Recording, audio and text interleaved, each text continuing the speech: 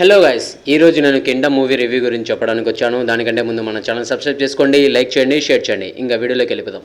Ankapur police స్టేషన్లో సూరి అంటే Vijay constable అన్యాయాన్ని చూస్తే ఆవేశానికి గురై చిక్కుల్లో పడుతుంటాడు. చిన్నతనంలో తన అన్న శివ ఇంటి నుంచి ఎందుకు పారిపోతాడు? తన తండ్రి మరణాన్ని శివ ఎందుకు కారణమయ్యాడు? శ్రీలంకలో ఓ జాతికి శివ ఎలా నాయకుడయ్యాడు? శ్రీలంకలో అడుగుపెట్టిన సూరికి ఎదురైన సమస్యలు ఏమిటి? శివను సూరి ఇండియాకు తీసుకురావాలన్న ప్రయత్నాలు ఎలా కొనసాగాయి? శివకు మురుగనికి ఉన్న వైరం ఏమిటి? శ్రీలంక డాక్టర్గా పనిచేసే మధు సూర్యకు ఎలా సహకరించింది? శ్రీలంకలో తెలుగు జాతిపై వివక్ష ఎందుకు కొనసాగుతుంది? బ్రిటిష్ కాలంలో తెలుగు జాతి ఎందుకు శ్రీలంకకు వలసపోయింది?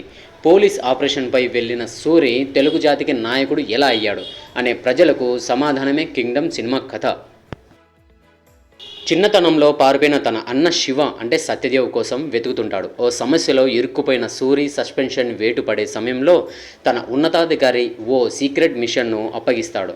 ఆ ఆపరేషన్ చేయడానికి ఇష్టం లేకపోయినా శ్రీలంకలో ఉన్న తన అన్న శివను కలిసే అవకాశం రావడంతో ఒప్పుకుంటాడు.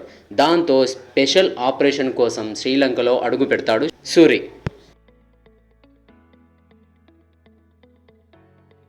బ్రిటిష్ కాలంలో శ్రీకాకుళంలో బంగారు గని కార్మికుల నేపథ్యంతో కథ ఎమోషనల్గా మొదలవుతుంది. ఈ సినిమా కథకు చక్కటి లీడ్ ఇచ్చి కథకు భావోద్వేగంగా మార్చడంలో దర్శకుడు గౌతమ్ తిన్ననూరి తన ప్రతిభను చాటుకున్నాడు. అయితే కథ బలంగా చెప్పే క్రమంలో కొన్నిసార్లు ట్రాక్ మిస్ అయ్యాడనే ఫీలింగ్ కలుగుతోంది. కానీ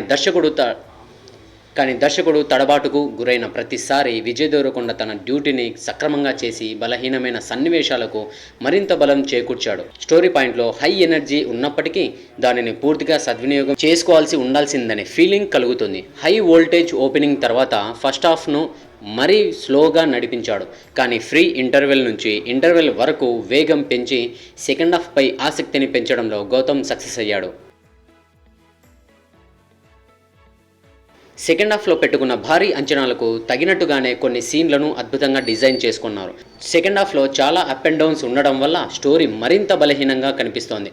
కానీ విజయ్ దేవరకొండ, సత్యదేవ్, వెంకటేష్ వైపి ముగ్గురు ఈ సినిమా భారాన్ని భుజాన వేసుకొని తన పర్ఫార్మెన్స్తో రక్తి కట్టించారు. ప్రీ క్లైమాక్స్ నుంచి వచ్చే సినిమాలు హై ఎమోషనల్ వోల్టేజ్తో ఉండడంతో మూవీ ఫుల్గా కనెక్ట్ అయ్యేలా చేసిందని చెప్పాలి.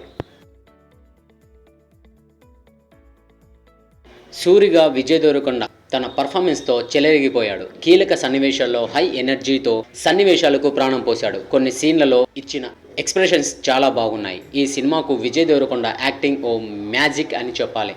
భాగ్యశ్రీ బోర్సే డాక్టర్గా సపోర్టింగ్ రోల్కే పరిమితమయ్యారు. తన పాత్రకు స్కోప్ ఉన్నా నటించడానికి అవకాశం లేకపోయింది. గ్లామర్ పరంగా కూడా వెనుకబడింది. సత్యదేవ్ ఎప్పట్లానే పవర్ ప్యాక్డ్తో కనిపించడమే కాకుండా విజయ్ దేవరకొండతో పోటాపోటీగా నటించాడు. విలన్ పాత్రలో Venkatesh YP special attraction Kasi Reddy different రోల్లో మెప్పించే ప్రయత్నం చేశారు. మిగతా పాత్రలో నటించిన వారంతా పర్వాలేదనిపించారు. ఈ సినిమాకి అత్యంత బలం అనిరుద్. బ్యాక్గ్రౌండ్ స్కోర్ అనిరుద్ ఇచ్చిన బీజియం వల్లనే చాలా సన్నివేశాలు తెర మీద సజీవంగా కనిపించాయి. ఇక సినిమాటోగ్రఫీ ఈ సినిమాకు మరో అదనపు బలం.